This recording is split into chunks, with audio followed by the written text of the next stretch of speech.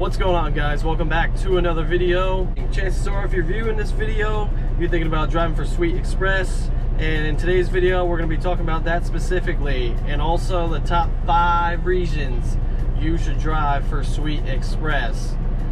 A little bit about Sweet. I've been driving for them personally for about a year now. I'm coming up on it at the end of this month. I don't know the exact date, but it's pretty damn close. But Sweet's been in business nearly 20 years now. They're a good trucking company, man. They're OTR and regional. They got good equipment, all the miles you want, or if you want to be home on the weekends like me, if you want to be regional, we got those options for you too. So yeah, it's a good trucking company. I recommend it. They gave me an opportunity when nobody else, well, not nobody else, but a lot of other people told me no, and I've been forever grateful for them. So I've been driving for them, I've been making videos for them. You can check out my other content if you're new, like I said. You know, trying to get other people to see that life is sweet indeed when you drive for Sweet. So no pun intended. But yeah, and again, in this specific video, I'm going to be talking about the top 5 reasons that you should consider or come over and drive for Sweet Express. Number 1, pay in miles. I mean, I guess from the start, they pay very competitively. What I mean by that is, like, probably a little bit more than if you're running for a mega carrier. Will probably give you a little bit more here too. And while I'm on that topic, Sweet is not, I wouldn't consider them a mega carrier. We only got like 400 or so, probably less than that, trucks on the road now. Got about 1,200 trailers out here, so we don't got thousands and thousands like your JB Hunt, Schneider, Swift, Werner, whatever, any other type of outfits, Trans Am, Stevens, kind of outfits like that. We're a smaller trucking company. If you want family oriented, it's definitely, you know, a lot more family friendly, and everybody's very cool over here. So it doesn't just, they don't just say that, it does feel very, sorry about that, my radio, I'll turn that down a second. It's a real deal over here. Everybody I've met when I've gone in and out of terminals and stuff and talked to them, everybody's been very cool from the beginning. With Mr. Caputo Jr., who's the recruiter, he was super friendly and upfront with me, and everything he said, I mean, I found to be true. So there's no fluffing, there's no bullshit. It's the real deal out here. And everybody inside the terminal that work in the offices, you know, shout out to all those folks over there, safety, orientation, you know, every day, even in the shop, the guys in the shop have been fantastic. Everybody's just cool. It's a real deal. You keep it real with these people, and even the drivers too. All the drivers I met, you know, everybody's been cool. I've been chatting it up whenever I see them. You know, we got something in common, so I try to keep it kosher, say what's going on. A couple people recognize me out on the road, so shout out to you guys too as well. Trying to do, just trying to get the word out there for this company. I mean, when I signed on, I did not find any real content like the one I'm making now. I did not find any real content like that. There was one dude out there, his name is Corey, shout out to the bearded trucker, who posted a couple videos on YouTube with a little perspective. That was about it. So I wanted to do the work that I wish that I had access to when I was considering joining, because a lot of people, I mean, I can't imagine how many people just simply don't even give them a second look or a second chance, because they just can't, there's no real information out there. So they're just gonna assume, like with any other trucking company, that all this stuff is bullshit and whatever and this, that, and the third. Anyway, yeah, getting back to pay and miles. We pay competitively here. It's the real deal. To give you an example, one of my referrals, he came over from Werner. Fuck Werner. If you drive for them, you should come over in here and drive for us instead. It's the real deal. He came over with 6 months of experience. He's getting paid, he was getting paid 61 cents. He's now getting paid 63 cents a mile. He's home every weekend. He's averaging like 2,500 miles a week. Home every weekend. He lives down in the south, in the southern part of Mississippi. So, I mean, if you live down there, you want to work for a real trucking company, like, oh, they're based out of Michigan. Well, it doesn't really matter. Get you home no matter where you are. But pay and miles. 2 things that are obviously linked together, checked together. I'm a regional guy, like I said, and I'm averaging like 2,500 miles or so a week. Some weeks are like 2,000 or so miles if it's a little slower. But more recently, and more consistently recently, I've been running like 2,800 or so mile weeks. we're focusing a little bit more on customer-based freight, which pays the company a little bit more at the moment because, again, as everybody knows, freight rates are kind of down, and it's hard to make a living out here, even as a company driver. But Sweet is battling that by focusing morely, getting away from some of the brokerage freight like the CH Robinsons of the world and all those boards, and kind of focusing more on the customers that we got that we didn't before, but we're focusing more so on that simply because, well, we make more off of that. So in turn, the company keeps the lights on, our trucks keep going down the road, we can afford the fuel that's outrageous right now, and keeps drivers happy because we're running miles. Again, I just say all that to say that I've been running like closer to like 25 to 2,800 mile weeks more consistently for the past like 2 months. It's been insane. If you're already a subscriber on this channel, you may have noticed that there was a lapse of like 4 weeks in between posting content. My apologies for that, but it's just because, again, I've been running crazy. I just haven't had a free moment to really take a breath, come up for some air, and just post some content. But I'm trying to get back out there. I got some free time today, just the stars aligned, so I'm gonna try and I got a couple ideas, including this one here that we're making. But anyway, miles. If you are, like I said before, we do regional and OTR. If you want to run OTR, I got a couple guys, a couple referrals that I keep in touch with. They're running like 3,000 or so mileage average weeks. So if you're regional, you could probably expect like in a 2,500-ish range. And if you're an OTR guy, you're going to be out for a couple weeks or so at a time, you can expect right around that 3,000 mile plus or minus or so range. So just so we're upfront about everything, what the expectations are, what your expectations may be, we can make it work for you. But that's just the range. I mean, everybody's going to be different depending on where you live and all that, and the loads that you get. But there's money to be made out here. There's miles to be run out here. We do not dilly-dally around, but I'm going to get into that a little bit more as we go along. We have accessorial, I don't even know how to say that word, accessory pay. I'm just going to put it like that. I don't think that's the right way to put it, but we got detention, layover, breakdown, stop pay, etc. So all those things that you may incur along the way when you're running, we got paid for all those. It's never been an issue. You just call somebody, let them know, and there it is. Number 2, equipment. Our equipment's been good here. It's been great. The first like third of my tenure here at Sweet, I did a lot of live loads and live unloads. They advertise about 70 to 80% drop and hook. At first, I didn't really believe them because I was doing a lot of live loads and live unloads, but that could be going kind of back to more of the, because I was running a lot of brokerage-based freight at that point in time. But now, like I said, we're kind of getting back to, you know, the customer-based stuff. So I'm doing a lot more drop and hook. I say all that to say we're doing a lot more drop and hook. I'm personally doing a ton of drop and hook. But we got great equipment here. My truck's a 2019. It just rolled 427,000 this morning. You could expect a newer fleet of trucks. We got about 400 or so out here, automatic and manual. We got like 100 or so new trucks on order, I believe somebody told me. It's just everything's behind. We're behind here because I mean, as everybody knows, nationwide there's just a shortage on things and goods and supply chain issues. So a lot of the manufacturers are having issues to get us the trucks that we ordered. I think we ordered them right before the pandemic, and we only got like 2 of them out of the 100 that we ordered. So basically, the trucks that we do have on the road, they may be a little bit higher in mileage, but everything is really, really well maintained. I have a referral who just started last month, and he got a truck. It was an International with a Cummins. It had like 200 and something thousand miles on it. Basically everything front to back, from tires, shocks, airbags, brake cans, air lines, going to the trailer, you know, all fluids and everything, obviously. Like, it was really gone through really well. It wasn't just like a driver got out of it and it was given to the next guy. No, they really did a lot to it.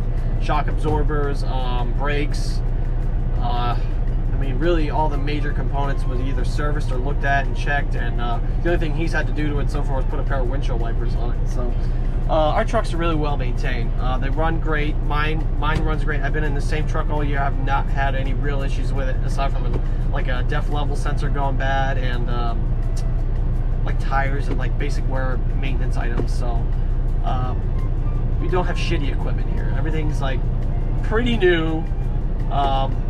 Everything has, obviously we're ELD, we have Samsara ELDs, you got refrigerators, I got a microwave in my truck, inverter, I just got an inverter installed, I requested an inverter be installed, I didn't have one, trucks have the APUs, yeah, it's solid, everything's solid here, equipment's, trucks run good, most of them have the Cummins engine, and yeah, I mean, they run great. I can't really speak too much of that, you know.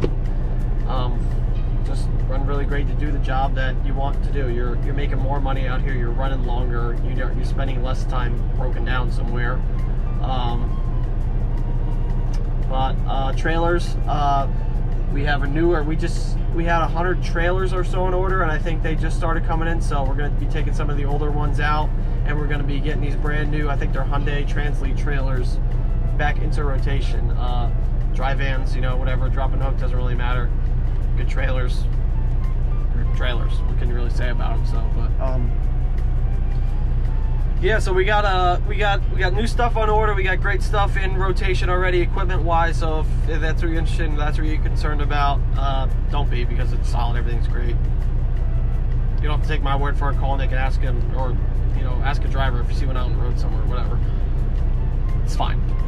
Number 3, no micromanagement. And I bring this up because a lot of you, or some of you, may be driven or driving or have driven for mega carriers in the past, like your Swifts, your CR Englands, your Schneiders, your mega carriers of the world, where they kind of micromanage you to death. Where I say that, like, you always have your DM or your manager breathing down your neck about appointment times and just kind of, you know, making sure, checking up on you a little bit too much, or telling you where you have to stop for fuel and how many gallons you got to get. We don't have any of that. If you're running late, if you're not gonna make an appointment time, just call your DM or let somebody know. It's not the end of the world, but they're not gonna chase you around all day and all night, making sure that you're gonna be, you know, make your appointment times. It's basically, that's what I tell people when they start here. I've been here a year, like I said, and you know, one basic piece of advice I give everybody is, like, if you just do the job that they pay you to do, you will have no problems. Like, as simple as it sounds, it's honestly, it's that simple. Just do your job, you know, be efficient, manage your clock wisely. We only have 14 hours a day we can work, 11 of those being driving. So do what you can, keep the left door closed, keep the wheels rolling, because as everybody knows out here, if you ain't rolling, you ain't earning. So wheels ain't turning, you ain't earning. Simple as that. No micromanagement, man. Even safety, they don't really harp you too much. If you have like an E-log issue or something, they might call you and be like, hey, like, what's going on with this? Why did this happen? But it's not anything. It's not like super serious. I've never really gotten any phone calls from anybody, really, because I've just kept the rubber side down and done my job. So that's all I really gotta say about that. So if you're like growing weary of the mega carriers and you got some experience, a little bit of experience on your belt, a couple months or whatever, come on over here, dude. You won't regret it. You won't be sad that you did. Number 4, benefits. I know for you guys that have families, children, whatever, this may be more of an important aspect of it. So, I mean, for me, I'm a younger guy. I'm only 30, not married or nothing, don't have no kids. So this wasn't as important to me, but for some of you, it may be. Benefits start day 1. Medical, vision, life, dental, the whole 9. All starts day 1. You sign all the paperwork, they get it filed, congratulations, you got benefits. Everything's rolling. So they do have family. I don't have exact numbers, but I'm not going to get into that in this video. Like I said, I just want to touch on that a little bit. I'm trying to keep this shorter, but I'm almost at 15 minutes already. We also have 401k options or Roth IRA. You know, either or. I have a Roth IRA personally, but a lot of people opt for the 401k. It doesn't matter as long as you have something, right? Think about the future. And number 5, this has its own rule, because I believe this is one of the greater perks or benefits of driving for this company. The 500-mile rule. On any loaded move, listen close, all right? This is a big deal. This is very important. On any loaded move that is less than 500 miles, for example, the load I'm dispatched on right now, I go pick it up tomorrow, deliver it tomorrow. It is 152 loaded miles. I will get paid 500 miles for that move. So any loaded move that you make, aside from like dedicated or local, if that's some specific thing you sign up for or whatever, but on any loaded move, OTR or regional, that you make that it's under 500 miles, you will get paid for 500 miles. Simple enough, right? 150 miles I'm running tomorrow, I get paid for 500 miles. Anybody. So it's real easy to rack up, get to those numbers, the mileage average, when in reality you may not actually be running all of those miles. Sweet, right? No pun intended. I have not found any other trucking company that advertises this. I haven't really been looking, obviously, but I haven't heard or have seen or heard of anything like this in any other trucking company but this one. So no pun intended. Again, this is a sweet deal over here at Sweet Express. I mean, you guys will make money here. You have no problem. If you do the job that they pay you to do, you will have no issues. And a little bonus one, I'm not going to go into this too much, but I feel it's important for some folks like me. In the beginning of the video, I talked about them giving me an opportunity that a lot of other trucking companies would not. I come from a background, unfortunately, I got a DUI in my personal vehicle 2 years before I started here at Sweet. It was at the time of the pandemic when the shit hit the fan, and I was kind of dealing with all that legality stuff, so I'm not going to get into too much, but I knew I wanted to get back in driving a truck, because that's what I did when I got in trouble for that, and I left my trucking job at that moment. And yeah, I don't want to get too far into details or anything like that, because it's not really that important, but Sweet gave me an opportunity that a lot of other people wouldn't. And it wasn't even in a big truck. I obviously wasn't out here drinking and driving in a semi-truck. It was in my personal vehicle. It was on home time. I was off duty. I was not going to be returning to duty for a number of days, but still, as a CDL holder, as most of you know, you're held to a higher standard. So when you yield that CDL license, even if you're in your personal vehicle, you're still held to that higher standard. So your legal limit of alcohol, your blood alcohol content, is half of what everybody else's is if you have a Class C. Annoyingly, but it is what it is. So I learned that lesson the hard way. But I say all that to say, if you have a DUI on your record, don't let it shy you away from applying to this company, because they gave me an opportunity and they could give you an opportunity as well. And with that being said, SAP applicants, like if you are currently or have completed the SAP program, that's not me personally, but a lot of people that are referrals of mine or that were in orientation classes with some of my referrals were SAP applicants, and we got them in with no problem. So it goes by case basis. I'm not going to guarantee you a job, but chances are likely that you'll be, greeted with open arms here, because we give everybody opportunities, and this is a chance for you. If you're looking to get your foot back in the door of this industry, this isn't just like, you don't have to settle for Western Express, you don't have to settle for a Trans Am, you don't have to settle for a PAM Transport or something like that. Not that there's anything wrong with those companies, but the reputation, well, it is what it is. So that's about it, guys. I don't want to drag this video out any longer. It's almost already 20 minutes, but if you found this helpful, give it a like, give it a thumbs up. Drop a comment down below if you want to ask me about something in particular. I'm usually pretty good about answering any comments, concerns, or questions that people have in my comment section. Check out my other content. Consider subscribing if you're new. I make content like this, and well, just driving in general, like what it's like running loads for this company.